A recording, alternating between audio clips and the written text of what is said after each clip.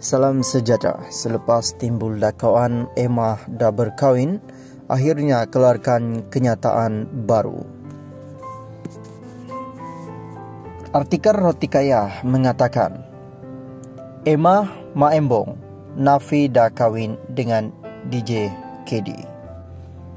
Lama berdiam diri pelakon Emma Maembong akhirnya tampil menjawab dakwaan dia sudah bernikah dengan seorang DJ dikenali sebagai DJ KD.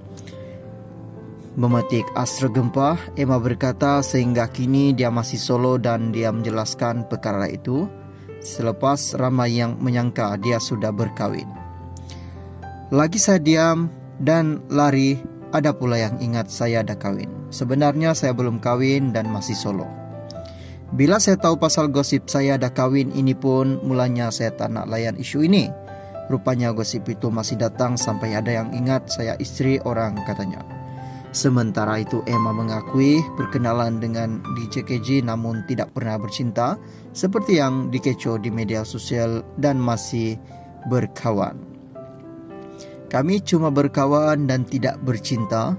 Dia membantu pribadi kepada kenalan saya di set penggambaran.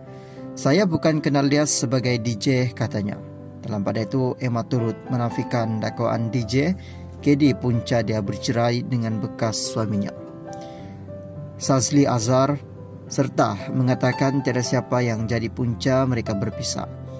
Tiada siapa punca saya bercerai. Bagi saya buku yang dah tutup, kenapa nak buka balik?